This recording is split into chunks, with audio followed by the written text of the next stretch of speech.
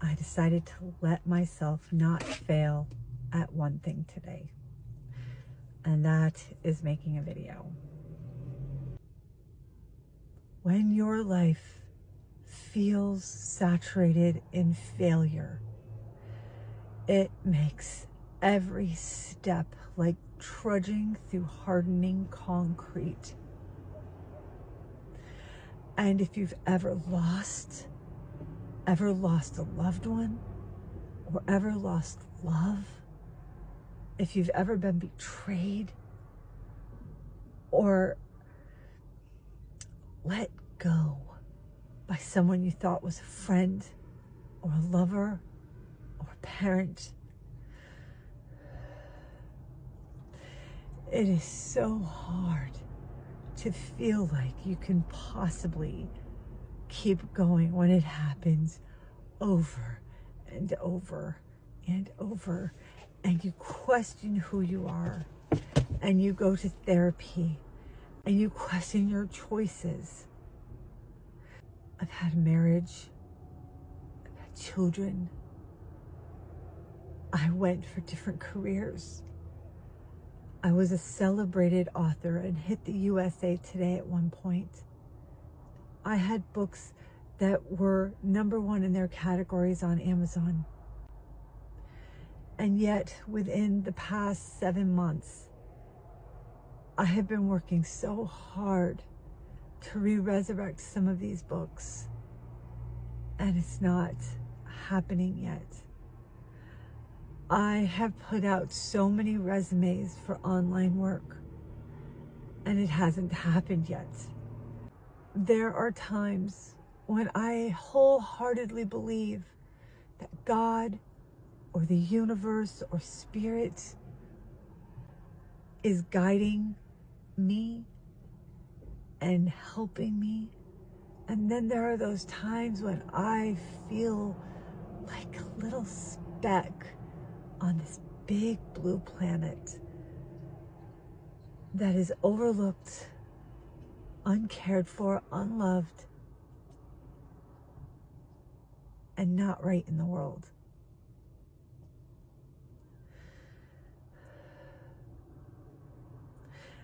I've had so many beautiful ideas for YouTube, so many beautiful ideas of videos that I would like to make. I've had so many thought processes for writing more stories and for doing things that make me happy while helping others. And I have been at such a loss. This past week especially, I have not been able to sleep. I just keep having nightmare and bad dream after bad dream. Dreams where I lose again. Dreams where I have the thing in the dream, but I know it's gone in real life. And I know at some point I'm going to wake up.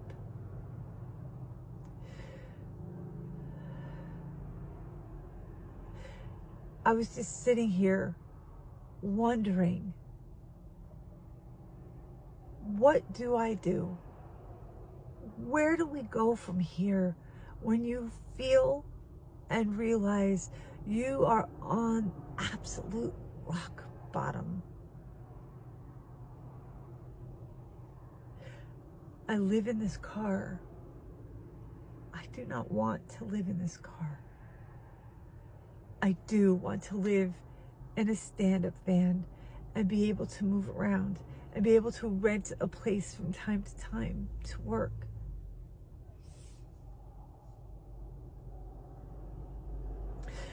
I've had so many wonderful people talk to me about getting a job outside of the car, outside of being remote.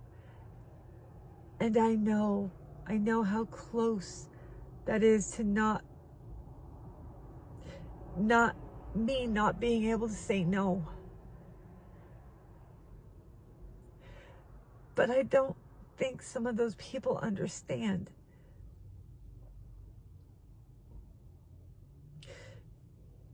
If you have complex PTSD, or you are locked in to a place where you can't necessarily give that store or that place 8 hours of your day, because it's very possible that within that 8 hours you can get triggered and you have to go, you have to leave. Something can happen where you're not able to stay.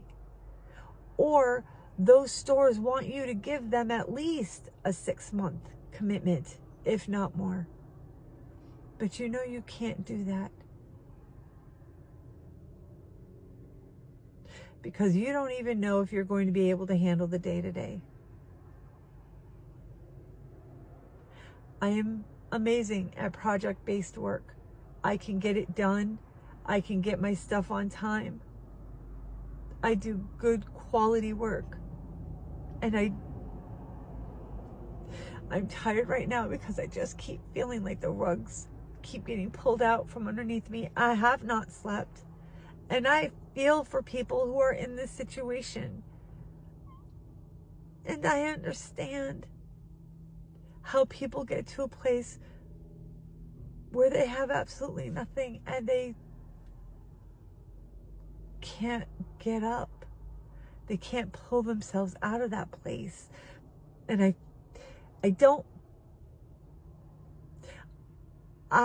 still have hope. But these nights of sleeplessness and bad dreams keep pulling me further and further down.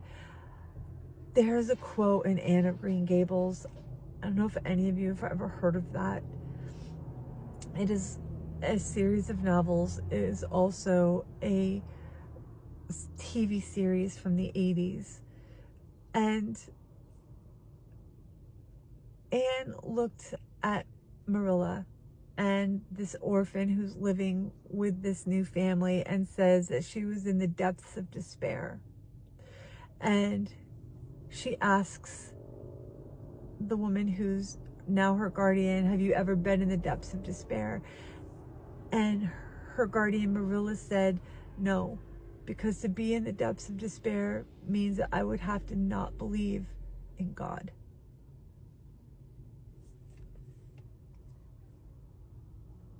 And I can understand that. And whether or not you believe in God or spirit or the universe or absolutely nothing, I don't know. I can't not believe in nothing. I don't know if people who are atheists believe, or agnostic believe in hope as a form to guide you and get you through. I know what I want to do, and then I feel like I don't know if I deserve it. And I know that I'm a work in progress, and I know that that's stupid to say I don't deserve it. But like when bad thing after bad thing happens to you or the people around you or the people that you love, you wonder where you are in it. What if you had made this decision or that decision, if you had done this differently or that differently, maybe everything would be different right now. Maybe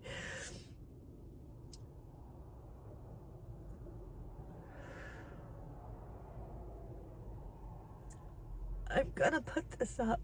I'm not even going to edit it. I'm just going to turn off the camera when I'm finished and I'm going to put it up. Because if somebody else out there is going through any of these feelings or any of these emotions, then I want them to know that they're not all alone. And I can't say it's going to be okay because I don't feel okay. But I have to still believe there's some kind of hope. And that there's still power to help us get through. Last spring, I stayed with a friend who I thought was a good friend. I hadn't seen her for several years. And we would talk on the phone. But I didn't know what was happening in her house until I was there.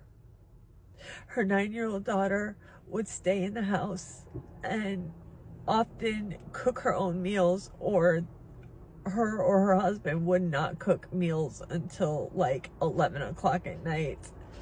And the little girl was often alone and sad, and her parents were outside drinking a lot. And they let me stay in a spare room, excuse me, for a few months. And I worked on my books, and I was so grateful. And at the same time, I saw what was happening in their lives. And I tried talking to her about it and about her daughter. And it ended up being that now she hates me and refuses to speak to me, and called me names. And another person who I very much cared about, who was a supporter and a friend for a while, who helped me greatly when I needed money, and a friend, and gave me a lot of wisdom, has also decided to go out of my life. That's okay. It's okay. I have two friends who I've been friends with for over 20 years, and they are still my friends, even though they both live in separate parts of the country, and neither of them have the ability to house me. And we've all been through thick and thin, and I'm very grateful for those friends. But I see videos pop up in my feed about people who don't have friends. They don't know how to make friends. And to be quite honest, I'm very much in that situation. I'm sanguine, and I am outgoing and an extrovert. And little by little, my whole foundation just keeps crumbling, because every time I try to make friends, something like that often happens, to the point now where I'm just in this car, and I go to little places, and I don't even know how to do it anymore. One of the last places I've worked was as a receptionist at a RV park. This is when I had my RV, when I was still able to work. I really loved talking to the people who came in, and I was able to get my RV place. And check the sun. I'm sorry if the light's bad. I loved checking people in. I loved hearing their stories. I loved talking to people when they were coming and going, and I stayed there for quite a while. I worked the entire spring and summer. It was about 5-6 months. But one of the men who was married, who worked there at the RV park as one of the camp hosts, would often give me compliments, and would then also say really bad things, and he got worse and worse. At first, the compliments were okay. They weren't lewd. They were just, you look nice today. I like your dress today. But then as things shifted, I don't know what shifted. And see, this is what happens a lot in my life with friends, with people who turn on me. I don't know what happened. I can't quite pinpoint things in the situation properly. I tried to talk to my friend back in the person's house I stayed at, and I tried to do it very lovingly. I tried to do it in a way that was like a cheerleader, and I tried to be a mirror And what happened was, with her daughter, it started to be that when her and her husband fought, her daughter would come to me and talk to me and cry to me. I would talk to her. I would play with her. I would make her food, things like that. And that made her angry. And I know that was a part of the falling out. I can only say that because she never really told me. Like, it was never actually discussed. The man that was married to one of the other women as camp hosts at this RV park that I worked at, it got to a point where he started to become belligerent with me. And at one point, literally trapped me behind the counter of the receptionist counter and started telling me, I just can't say it. I don't want to say it. But he became belligerent and like would slam the desk near me and just get really ugly and trap me there and yell at me. It became such a hostile work environment that I had to leave. I feel tired of trying. And now I live in this little car and I don't have any or many real friends. 2 that I am friends with by phone. I have not been to somebody's house for dinner since last summer. And I want to work. I want remote work. I spent all weekend long trying to do Instacart where I am. It's a very busy area, but I spent Thursday, Friday, and Saturday all weekend focused on doing Instacart. And I made $25 per day. That's all Instacart gave me, or that's all that was being done in that area. So I know that my idea of doing Instacart, going up the country and making it pay for my gas and saving some money and being able to go up into Canada is not going to be able to work. I don't know who's making a lot of money on Instacart, but it's definitely not where I am. I still obviously will have the app and I will probably try it again in different places. But my big, huge hope right now that I sat here just praying and asking if God or the universe or the people I love who have passed can hear me, to have this YouTube channel just blow up, to have my words resonate with others, that I can help others and that I can be helped back, that I can make valuable content, that I can also have a secure remote project-based job and work, that I can like even meet people virtually through. The last one I had, this is what I'm talking about. And I had some person who had the audacity to ask me and said to me, maybe you just keep manifesting these kind of people into your life. Are you serious? So let me get it straight. I do a good job. I do my best. I am friendly and kind and nice. And you know what? I think that is a problem right there, because people who are jerks see nice people coming and they're like, oh, well, I can mess with them. And I am not going to turn hard and angry and mean because other people choose to be awful. I had a really great online project-based job.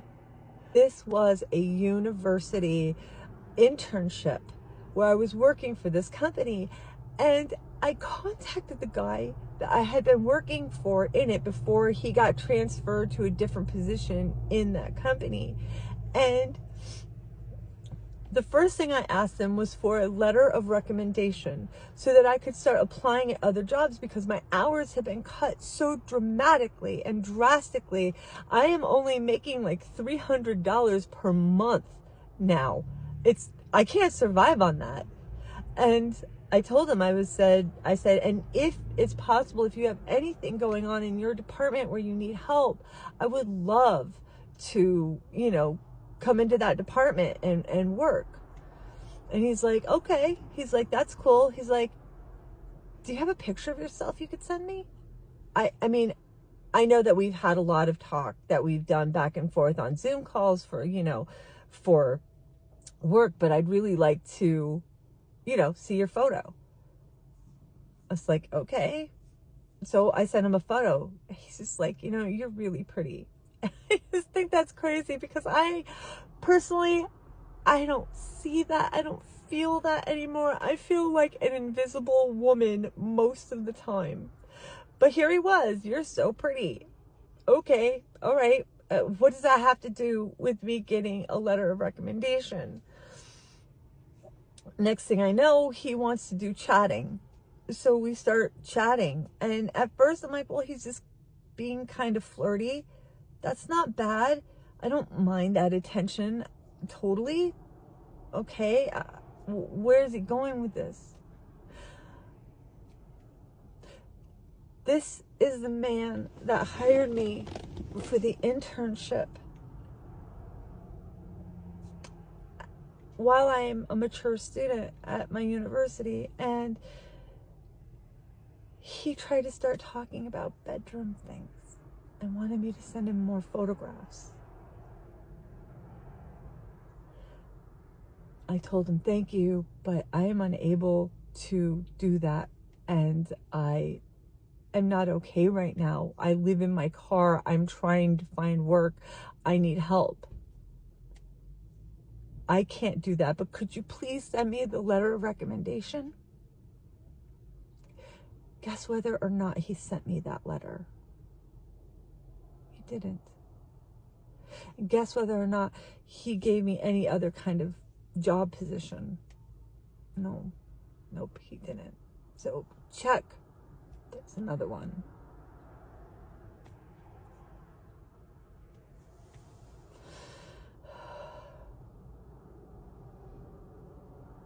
It is not too much for me to ask for to have a remote job.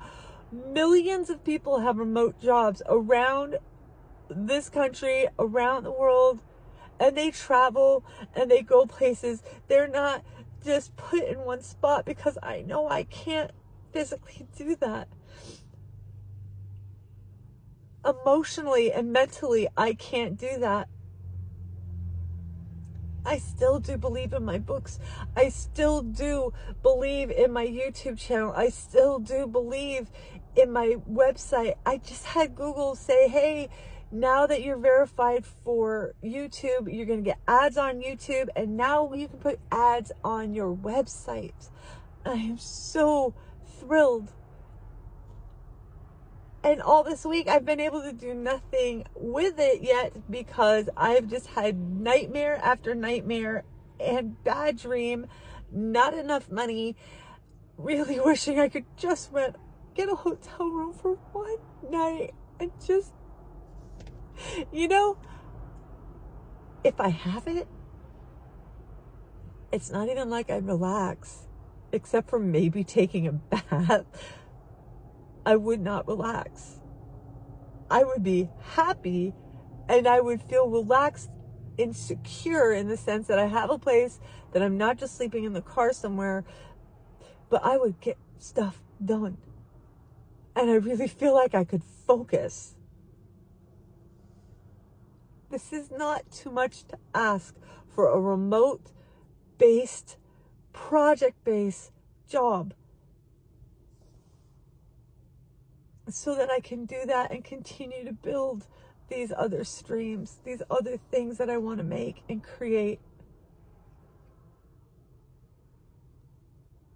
I want friends. Someday I would love to find love.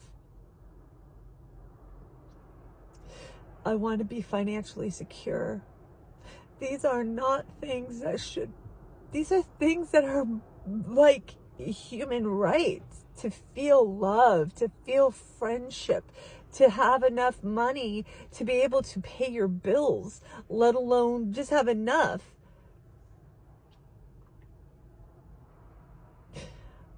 I know that the pain I carry is never gonna go away. But sometimes I can remember things and have some happiness to it. But these past couple weeks, it has just been, I've been drowning in it.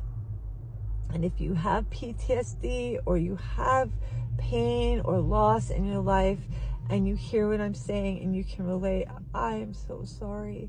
And I just send so much love to you right now. We are human and we ache and we have invisible wounds that they cannot see. I'm tired. Sometimes life is just exhausting. We all deserve to thrive above surviving. This should not be a survival game. This should be a thriving, playful, happy life. And even with my own grief and all of these other things, when I'm in nature, I feel like I can play again.